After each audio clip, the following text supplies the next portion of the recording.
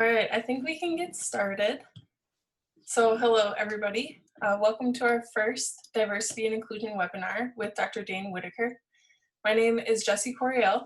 I am the Cultural Outreach Officer for SAVMA, and I'm also a fourth-year veterinary student at the University of Minnesota. Before we get started, I just want to make a few housekeeping announcements. So first, please make sure your microphone is muted throughout the duration of the webinar. If you have any questions, feel free to put them in the chat and I'll be able to help field any questions during and after the webinar. Next, this webinar is going to be recorded and posted to our SAVMA YouTube channel. So if you have to leave early or if you know anybody else who'd be interested in watching, you're welcome to share that. We will be sharing the links with the SAVMA delegates to then share with all of the schools. So just be on the lookout for those links. Before we get our webinar going, I'd like to take a moment to thank our Hills Pet Nutrition for their sponsorship. Without their support, this webinar series would not be possible. With us this afternoon, we have Dr. Hilary Noyes from Hills. Dr. Noyes, would you like to say a few words? Sure, thanks, Jessie. Can you guys hear me? Yep, all right, awesome. So thank you guys so much for giving us the opportunity to sponsor this. We're really excited about tonight's webinar and the whole diversity series that you guys are going to be putting on over the summer. We were a little bit disappointed, as I know everybody was, that we couldn't get together at SAVMA Symposium and have the diversity and inclusion brunch that we normally love doing so much. So this is an excellent alternative. I think we'll get even more time together and more learning out of it this way. So I don't want to take up too much of Dane's time. I hope you guys enjoy it and definitely have your colleagues and classmates watch the recording and attend the next ones. And on behalf of Hills Pet Nutrition, we will turn it over to you, and thanks for letting us be a part of this. Great, thank you, Hilary. And thanks again, Hills, for your support with this series. Next, I'd like to introduce our speaker, Dr. Dane Whitaker. Dr. Whitaker has been practicing veterinary medicine in the San Francisco area for over 25 years. He completed his master's in preventative veterinary medicine at UC Davis in 2017 and is currently providing veterinary relief services for the Marine Mammal Center in Sausalito, California. Although a Bay Area native, he grew up in Florida and graduated from the University of Florida College of Veterinary Medicine in 1994. After graduation, he completed a small animal medicine and surgery internship at the Santa Cruz Veterinary Hospital.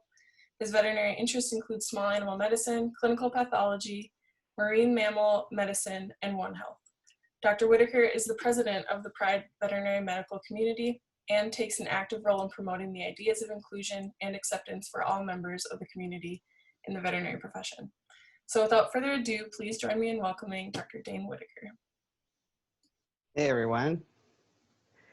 All right. Let me just share my screen here.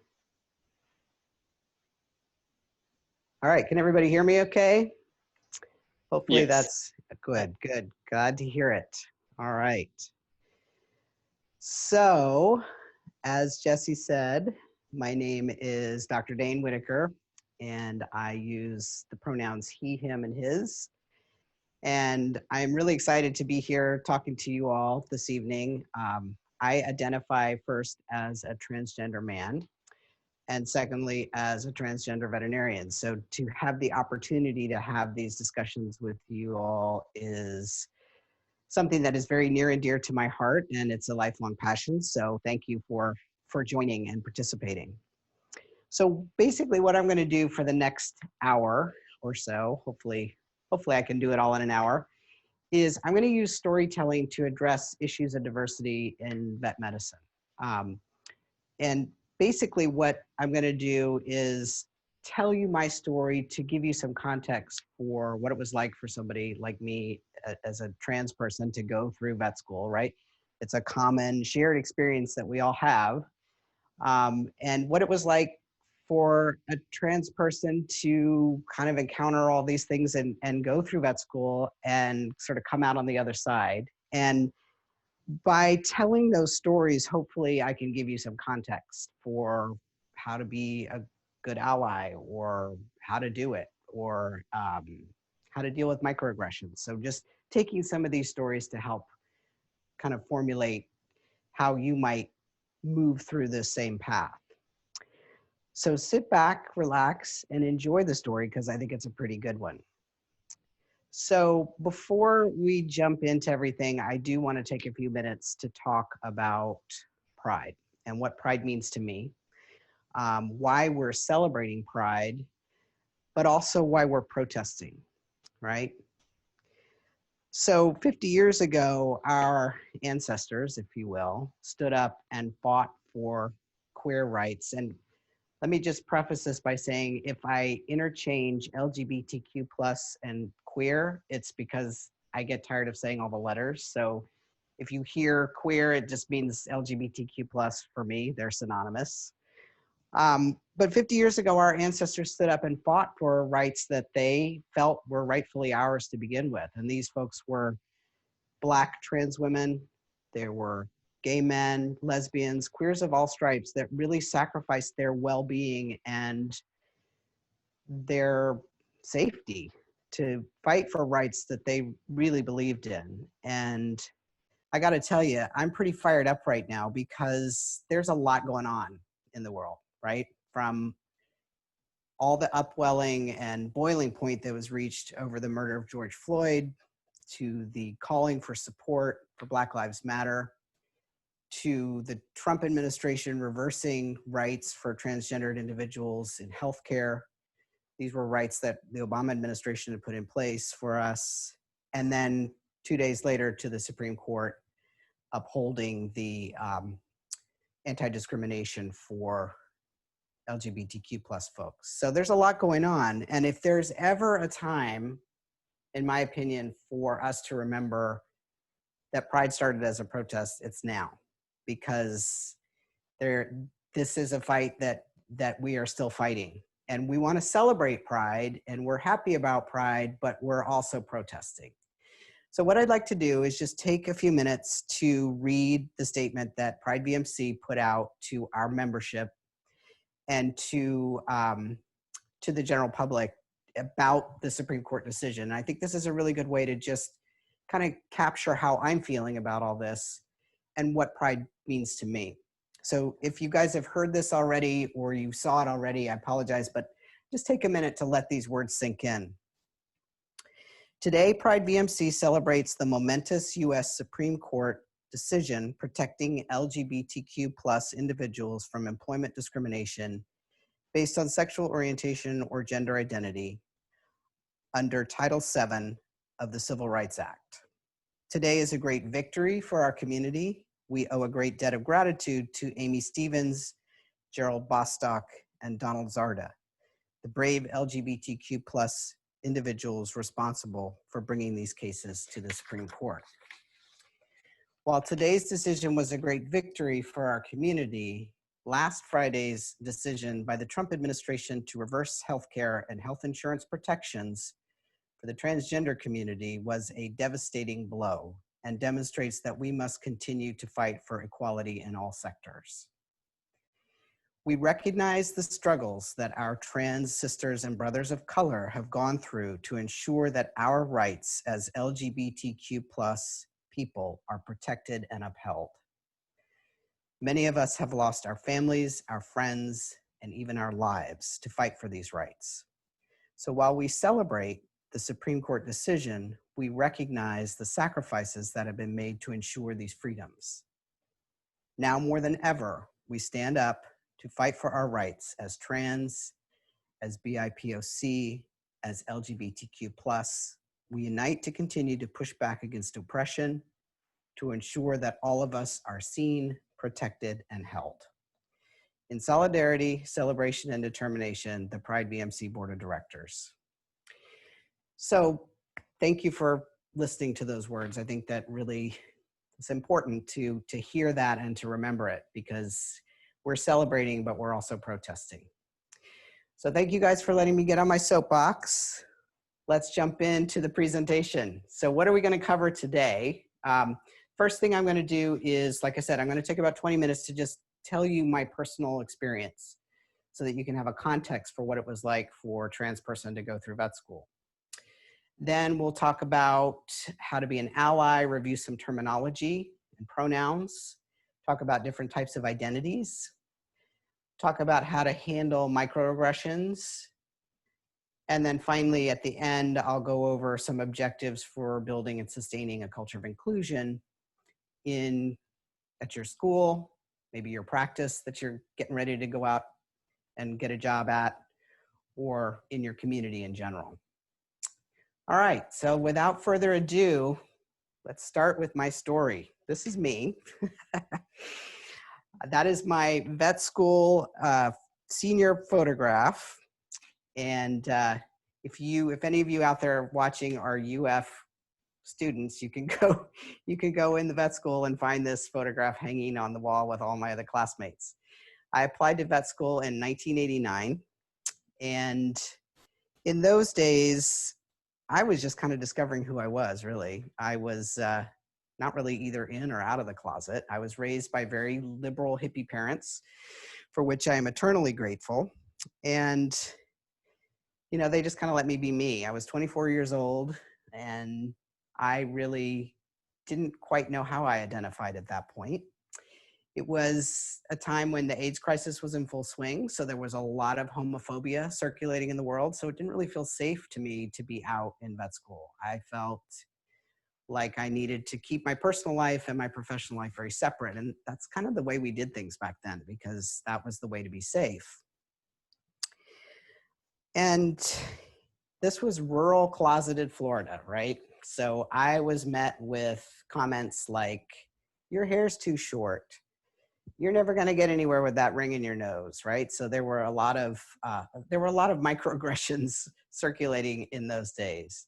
So it just didn't really feel safe to me to be out at vet school. And then this happened. This is the 1993 March on Washington. This was a pivotal moment in the gay rights movement.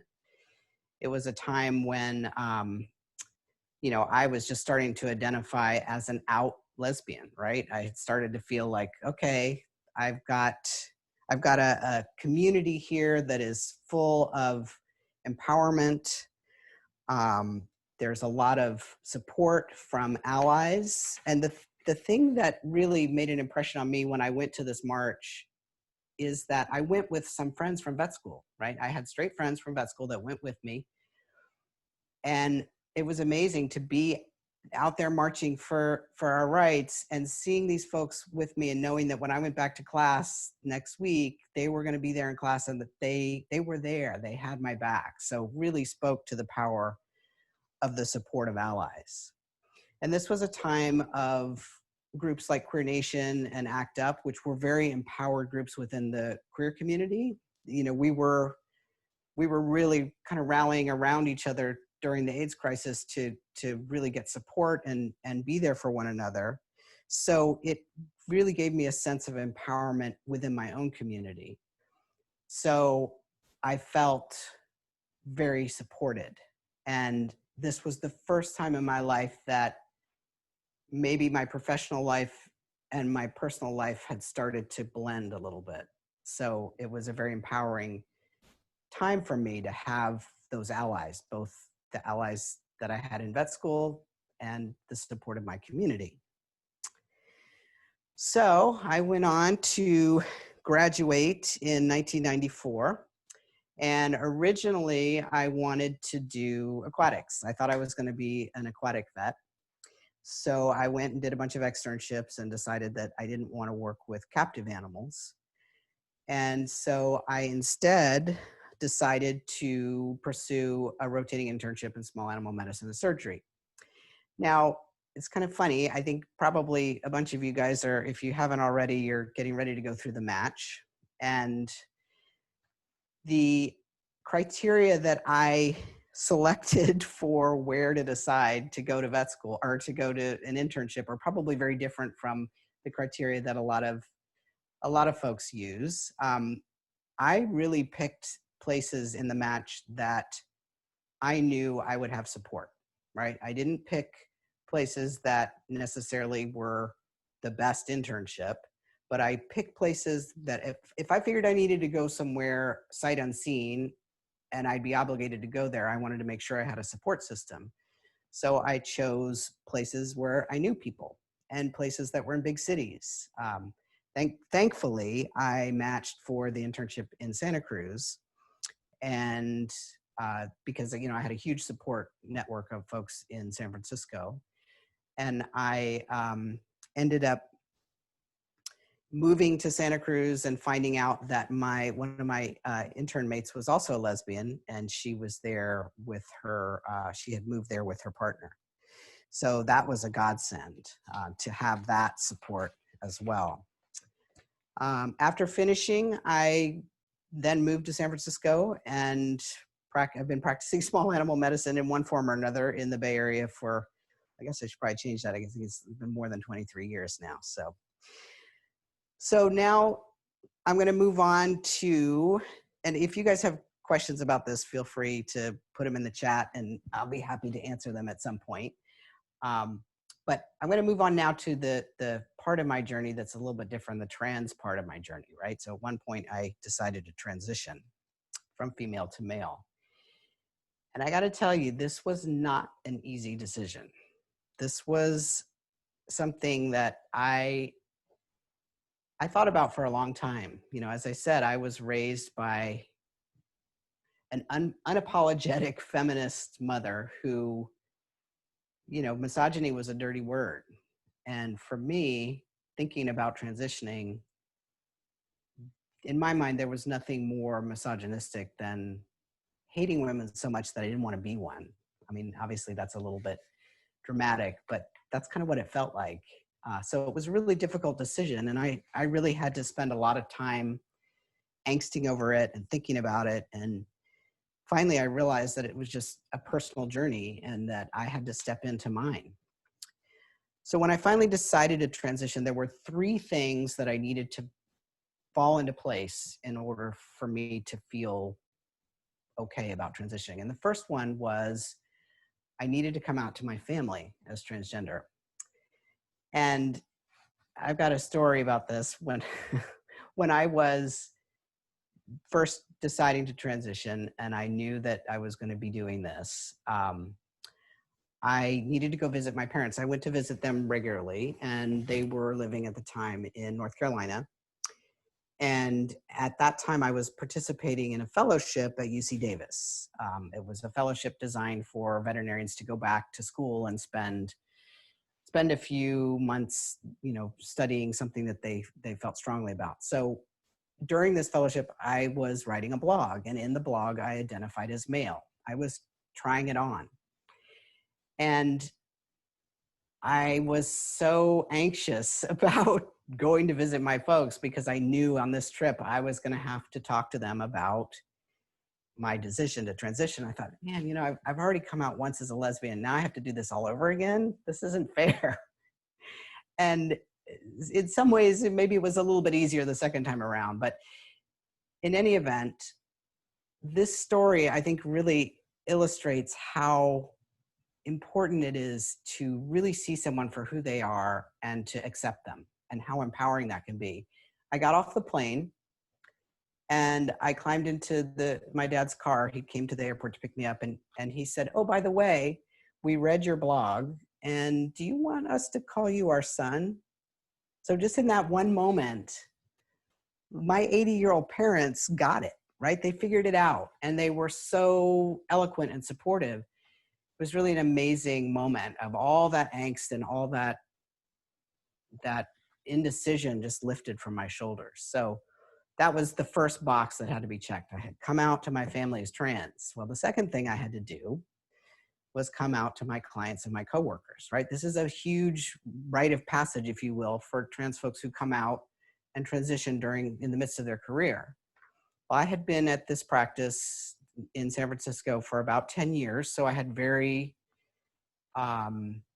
deep relationships with my clients and with my coworkers. And I needed to come out to them. I thought, oh my gosh, how is this going to go? Well, again, another story. Around this time, I was participating in the same fellowship. And the reason why I did the fellowship in the first place was that I was contemplating, well, maybe I want to go back to school and study to do a small animal residency, small animal medicine residency. So I thought, all right, well, I'll do the fellowship. It'll be a month and I'll see if I really like it. And so my coworkers knew that that's why I was participating in this fellowship, because I might be going back to school. So when I was done, I came back to work and we were having a doctor's meeting. And after the meeting, I said, hey, everybody, I have an announcement to make. And they all looked at me and they were so worried that I was going to tell them I was leaving the practice. And I said, I'm going to transition. And they were like, oh my God, thank goodness. They were actually happy that that was the decision I had made. So again, another moment of, wow, you know, people get it, right? So I'm supported. I have the support of my coworkers. And then when I came out to my clients, we just wrote a letter and I explained to them what was happening, about the pronoun switch, about changing my name, that I was transitioning. It was very heartfelt. And I invited them to ask me questions and be part of it, basically. And I was met with so much support. And if there was any negative feedback, I didn't hear it. So one thing I want to point out right here at this point in the talk is that I realized that my story is a happy one, right? Each thing that I came across, I was supported and loved, and nothing negative or bad happened. That is not true for everyone. And I want to make that clear. The reason I tell this story is I want to give people hope. I want people to see that we can go through it and we can come out the other side. But I also want to recognize that it's not that way for everyone. There are many of my trans brothers and sisters who are no longer with us because they were not accepted. And that's a huge thing to consider. So my story is a happy story. And I want to acknowledge that that's not true for everyone. So the third thing that had to happen for me to feel comfortable in my transition was I needed to come out to my partner. And at the time I had met the love of my life, to whom I'm still married. And I started my FTM transition at the age of 41 in 2006. So that is the trans portion of my story. On to the current day. So after 20 years of small animal practice, I got bored and I quit my job and took 6 months off to try to figure out, you know, what I want to do next or what vet med has next in store for me. And if you guys haven't figured this out yet, that's the really fantastic thing about this profession, is that you can do a zillion different things at any given time. So it's really an amazing way to go through life, to have all these different options and possibilities. So after taking 6 months off and trying to figure out what I was going to do next, I decided that I wanted to go back to Davis and complete a master's in preventive veterinary medicine, mainly because I wanted to get back to my original desire to do aquatic animal medicine and work with wild animals and look at disease in populations and kind of take my practice to a more global level. So I graduated from UC Davis with my master's in preventive veterinary medicine in 2017. And really the interesting thing about this part of the story is that when you compare what it was like to apply to vet school in 1989 with applying to the MPVM program in 2015, it's amazing how far we've come, right? In 1989, I was completely separate. My personal life and my professional life they did not intermingle. There was no place on the application form to self-identify. There was no place on the application form to state my pronoun. If there had been, I don't know if I would have been comfortable checking that box back then. But when I applied to the program at Davis, there still weren't any boxes to check, unfortunately. We're working on that, we're getting there. But there were questions on the application form about how can you bring diversity to this program? How can you represent underserved communities? And I thought, well, I'm transgender, that's pretty diverse. So I actually used my transness as an asset on my UC Davis application. And so that really kind of drove it home to me, like, this profession has come a long way. We have a long way to go, but really some remarkable strides. Finally, my personal life and my professional life were melding. And that is incredibly empowering. When you can be your authentic self, doing what you do every day, you're going to be way better at it, believe me. So I graduated in 2017, and I am now basically doing relief work in the San Francisco Bay Area and in Sacramento. I work primarily as a relief veterinarian at the Mammal Center. So I basically take care of seals, sea lions, and dogs and cats, kind of a niche group of animals there.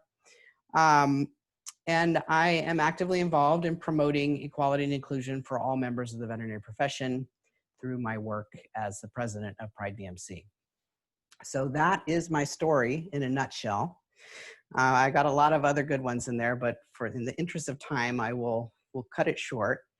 Now we're going to switch gears a little bit, and we're going to talk about some things. Basically, what I'm going to do is just review some things I think that after hearing the stories, hopefully now you have some context. And, you know, if this stuff is like, why is he talking about this again? I know all this already. I have to review it all the time. And I think reviewing these terms and knowing about them can really help people be allies and help people understand, you know, who we are and where we're coming from. So I'm just going to take a minute to run through some stuff. And, you know, if you've heard it all before, then take a break, go get a drink of water or something. But we'll kind of go over some of these confusing terms. And what I'm going to do is, so this graphic comes from the Trans Student Educational Resources group. I really like it because it explains things really clearly. And I like to kind of insert myself onto it to kind of give you all an example. So what I'll do is just kind of go through each one. So the first one, gender identity. What does that mean? Well, the thought bubble, the unicorn, the little thought bubble here, the unicorn's gender identity is how they think or feel about how they identify. So do they identify as female, woman or girl? Do they feel male, man or boy, or feel like another gender? So if you look at this, if you put me on the graphic, I'm on this third line, right? I don't identify as male, which is probably contrary to what many of you think. I identify as trans man or transmasculine, so I'm going to be on the other line. Next is gender expression. So looking at the unicorn, that's the little lines along the outside, right? So that's how the unicorn, how they show on the outside what their expression is. So that can be feminine, masculine, or other. So if you put me on here as an example, I'm going to be on the masculine line. And I'm pretty consistent with that. So that's another thing to think about, is that a lot of times these things are fluid and they change. Next, sex assigned at birth, the parts that you were popped out with. You know, I think, honestly, I don't think this is really anybody's business. I think these are often things that are kept track of for demographics and statistics and whatnot. But honestly, I don't think it really matters. Your sex assigned at birth can be female, male, or other. If you put me on the unicorn, my sex assigned at birth was female. And then finally, the last two, physically attracted to and emotionally attracted to, I think these kind of go together in a relationship realm. You know, thinking about who the unicorn, you know, are they attracted to women, men, or other physically, or women, men, or other emotionally? So if you put me on those lines, I'm pretty physically attracted, I would say all three. Emotionally, pretty much women. So kind of interesting to, you know, maybe take a minute and stick yourself on the gender unicorn and see where you fall. It can be an interesting exercise. So those are some confusing terms, and helping people understand them is part of allyship, right? All right, the next thing we're going to talk about are pronouns. And this is one of my favorite topics, right? Because pronouns are things that are pretty easy to, they're low impact. In other words, there are things that you can change your behavior around fairly easily without having to do a whole lot of work. And it makes a huge difference, right? It makes a tremendous impact for the people that you're talking to or the people that you're interacting with. The modern English language does not have a gender neutral pronoun. So think about that. If you're on that gender unicorn and you don't identify with a gender that society thinks is normal, then you don't have a pronoun in your native tongue with which to refer to yourself. Well, that's kind of crazy. So they, them, and theirs, or sometimes Z, are the most common gender neutral pronouns that have been adopted. Some people make up their own.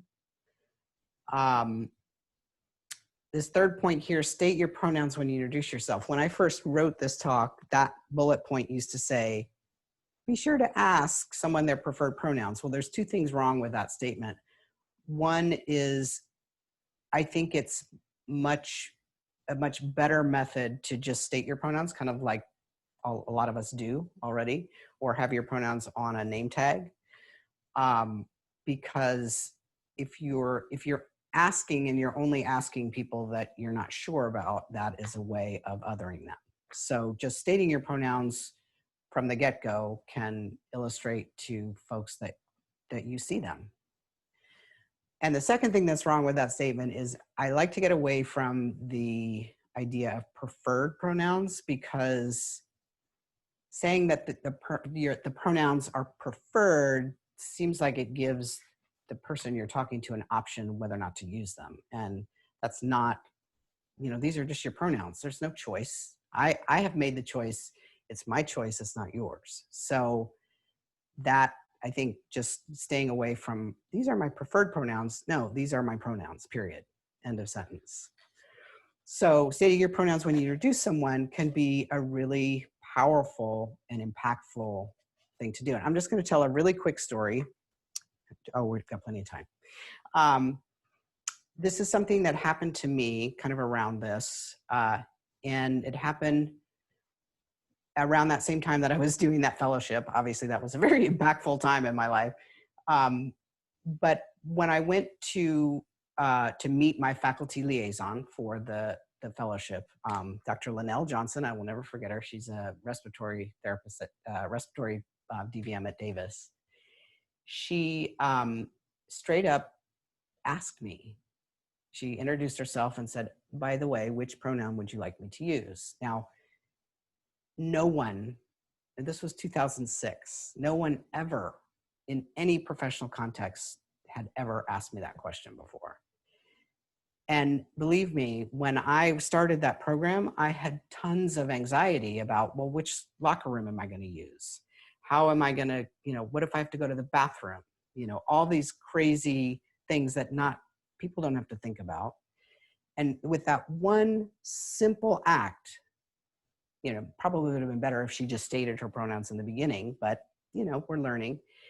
That one simple question, I knew that she saw me for who I was and accepted me, and that I was going to be okay, that I had an ally, I had somebody that I could go to if I had an issue. So it makes a huge impact. Just a simple thing like stating your pronouns can just be tremendous.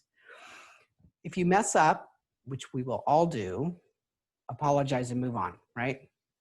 Don't end up making the person that you've just misgendered feel like they have to take care of you. Like, don't, oh, I'm so sorry, it's really difficult, I'm trying really hard. Nope, just sorry about that, move on.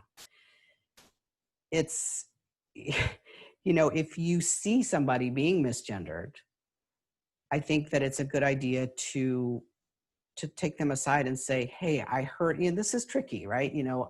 I used to tell people you should call them out. If you hear somebody misgendering someone, say something, which is not necessarily a bad thing, but it may be better to check in with the person who's being misgendered and say, hey, I noticed so-and-so using the wrong pronoun for you. Are you okay if I talk to them about it or remind them of your pronouns? So that can be a really powerful thing to do as well. And, the funny thing is, these mistakes will happen. I mean, I, believe it or not, still misgender myself, right? I spent 40 years thinking of myself as female. So when I'm thinking about myself in my own brain, oftentimes I she myself. You know, it happens. So if you mess up, apologize and move on. And the last point here, respecting someone's pronoun is one of the most basic ways to show that you respect their gender identity. And I want to just take a moment to talk about this, because there's a lot of discussion these days about privilege. And I think putting this in the perspective of gender privilege is really interesting and really impactful. Not having to worry about the pronoun that someone chooses for you based on your gender identity and what society thinks is normal, that's a privilege. I didn't have that privilege when I was female, right? I constantly had to think about what's going to happen if I go in the bathroom. Am I going to get kicked out? Because I identified as female, but I didn't look female. So I did not have that privilege. Now I do, right? The way I identify matches how I look on the outside and what society thinks is normal. Having that privilege and then failing to respect someone else's gender identity is not only hurtful, it's oppression. So having privilege and failing to use that privilege to stand up for people that don't have it is not only hurtful, it's oppressive. So that's my little jaunt on pronouns. Let's move on. I want to talk about some different examples of gender identity. Basically, the last time I should probably update this slide because it's been a year or two, but the last time I checked, Facebook had 51 options for how to self-identify. There's probably more now. So I wanted to just kind of run through some of these examples so you can get an idea of the different, you know, some of the different terms. And I'm sure I'm probably preaching to the choir, but hopefully there's some folks here listening who haven't been familiar with some of these terms. So agender would be somebody who doesn't identify with either gender or any sort of gender, really. Bigender, somebody who identifies as both man or woman. Bigender people may present as men, women, or something gender neutral or different ways on different days. Cisgender is one of the terms that developed as a, I think out of scientific nomenclature, to be the opposite of trans. And that's a person who is not trans or does not have gender diverse identity or presentation. And then of course, genderqueer or transgender is somebody who, it's an umbrella term that includes all people who have genders that are not traditionally associated with their assigned sex. And then genderqueer is actually one of my favorites because it really embodies someone who identifies outside of our wishes to challenge the binary. So I think it has a very, I like the sort of action and activist roots of the term genderqueer. So I identify as a transgender man, and I think that this is really important to me, and I just want to take a moment to explain why. When I changed my birth certificate, right, this is a kind of a rite of passage for many trans folks, is getting your new birth certificate. And it's not easy. Some states make it really difficult. So I got my new birth certificate in the mail, and I open it up and I'm all excited, and I read it, and it's got my parents' names, and it has, you know, my birthday and the hospital I was born. And that says the sex of the child is male. And I thought, well, that's not true, right? I wasn't male when I was born. I was female. And it felt to me like to identify from that point forward as male was rewriting my history. And I didn't want to ignore the first 40 years of my life. It was very important for me to acknowledge that. That's not true for everyone. I have many trans brothers who, in their minds, were never female, and I completely respect that. But for me, it was important to identify as a transgender man, to pay homage, if you will, to my history. All right, moving on. Let's talk about microaggressions. And again, I am not an expert on this. I haven't really taken any psych classes or any professional schooling on how to deal with microaggressions, but I can tell you that I have been the victim of microaggressions, and they've happened to me before. So I can certainly talk to you about how I've dealt with them. But I'm sure all of us are familiar with them. You know, they're like mini insults, right? Tiny digs that are usually unintentional, not always. I think oftentimes people commit them almost in an effort to like connect with you or be buddy-buddy in some ways, but they're often very hurtful and demeaning. They're defined as subtle statements, miscommunications, actions, or incidents that are hostile or derogatory, right? So I think the best way, I love to give examples of them. The first microaggression that I remember being the victim of when I was in school was kind of a funny one. We went to school, when we had classes in vet school, we were with all the med students and the pharmacy students and the dental students. You know, we were all in the same class squad. And a friend of mine who was in med school saw me with my stethoscope, and she's like, "Oh, hey, you guys use those?"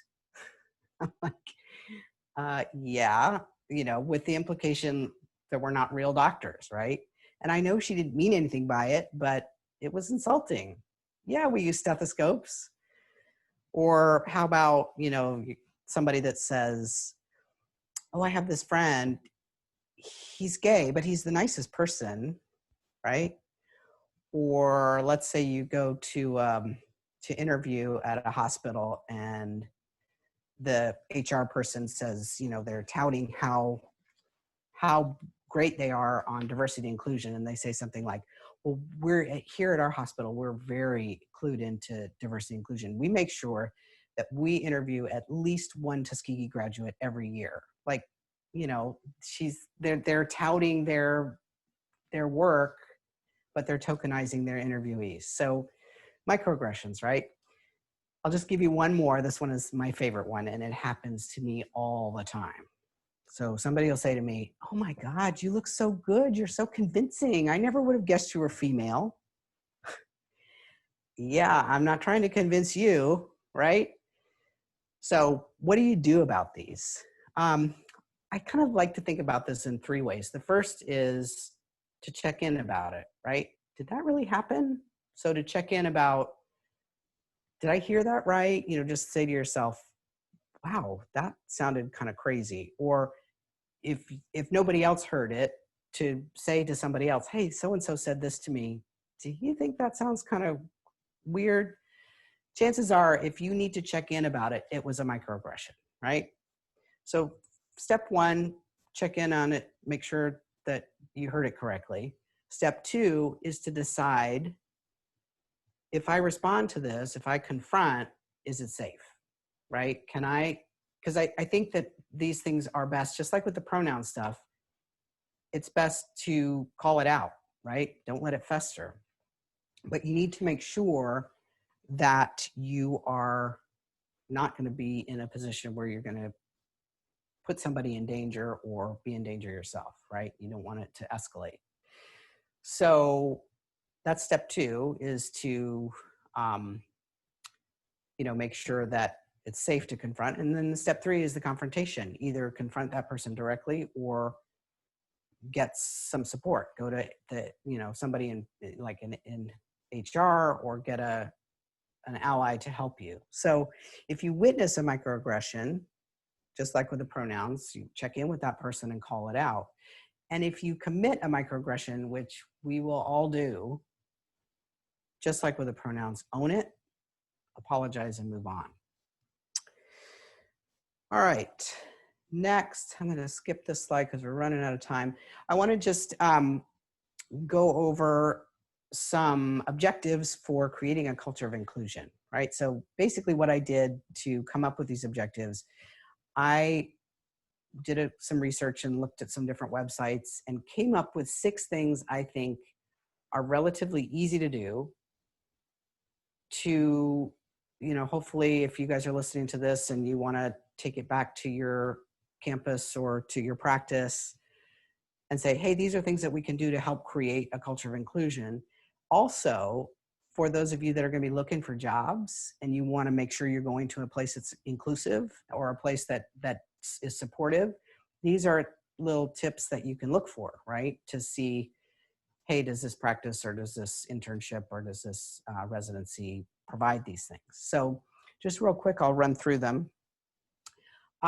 Training for staff is the objective number one. So does the practice or internship or what have you offer workshops or orientations or diversity training? It could look like, we're once a week we're offering a pronoun workshop where we role play trying on, asking people or stating our pronouns. So that can be a really good thing to do. So does the practice provide training? 2 is staff resources in the form of counseling, an ally network, space for meetings. For example, does the practice that you're interviewing at, it would be great if they could provide their commons room for having a local LGBTQ plus meeting. So staff resources, super important. Number 3, support and promote LGBTQ plus clubs and organizations, right? So let's say you're going to a practice that's in an area that's not particularly supportive, right? So let's say it's not in San Francisco, it's somewhere that's not particularly known for being queer positive. So maybe the practice manager can contact us and join PrideVMC, and we'll send them a sticker, and they can put a sticker in their front window, right? That shows that practice supports LGBTQ plus folks. So something that simple is a way to be an ally and create that culture. I put on there broad spectrum. I should change that to the student PrideVMC since the name has been changed. And then number 4, make facilities inclusive and available. This is really super important and pretty low impact, right? Pretty easy to do. I work a lot for VCA doing relief work. And I have to tell you, even some of the tiny, tiny hospitals that I go to in very rural parts of California, they've got their gender neutral restroom sign right up there on the bathroom. Even though it's pretty clear that there's only one restroom, they've made the effort to put that sign on there to show the community that they're supportive. So facilities that are inclusive and available. Locker rooms. How anxiety provoking is it to have to go into a gender specific locker room when you're non-gender conforming to change for path rounds, right? That sucks to have to do that. So making the facilities inclusive and available is super important. Promoting local or closest queer resource center. So, even if the very least you can do is just put a flyer up in the lunchroom that says, the campus LGBTQ club is meeting on Friday. Just something as simple as that can show support. And then 6, sponsoring local events and organizations. So you want to provide funding if you can, or advertise and promote events. Maybe even saying, hey, our practice is sponsoring the local queer movie night or karaoke night or something like that. So these are all relatively simple things that you can do. And I would encourage everyone to, that's interested in creating this culture or, taking this back to your practices, to create a culture checklist, right? So you want to come up with whatever objectives you feel are attainable. This is just an example. So create the checklist, write it down, print it out, and post it, right? So it's up where everyone can see it. And that way you can hold each other accountable. Like, are we doing these things? Have we done the things that we need to do to be good allies? And, are we supporting our community? So that is a really good way to create that culture. All right, well, that's pretty much it. I'm just going to leave you with my pearls in conclusion.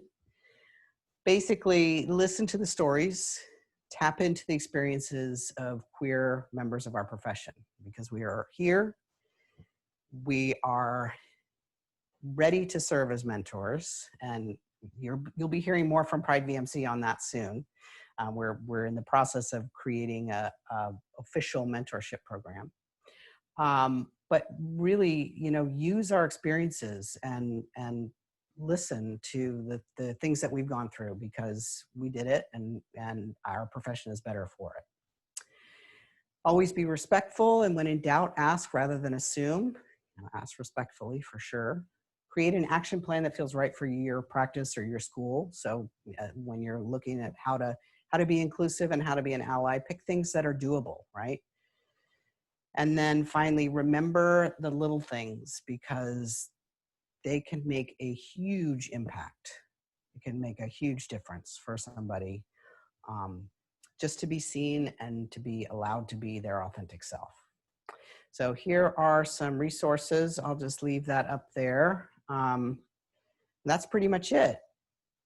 So I don't know if you guys want to ask questions, or do we have time for some questions?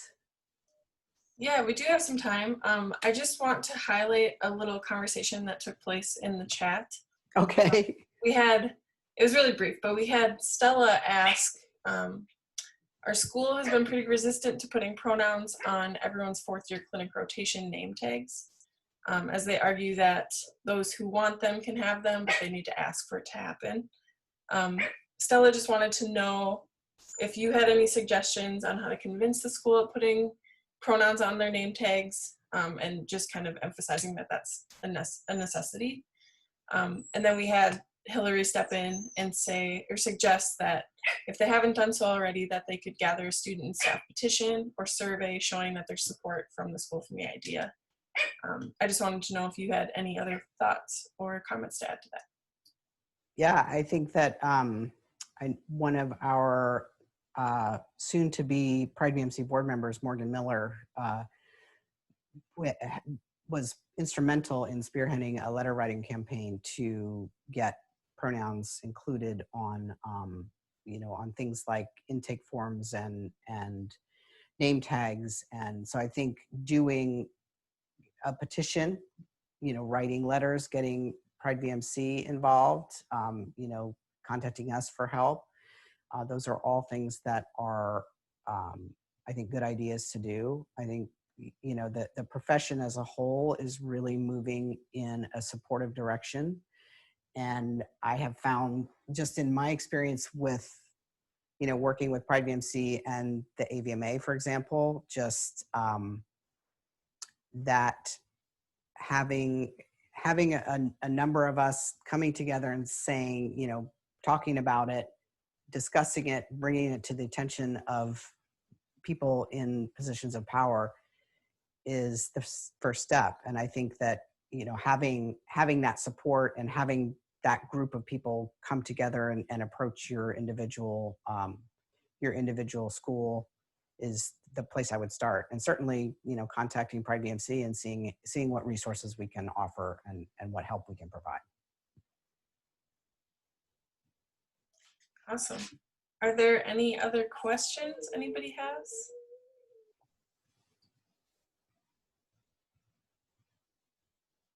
All right.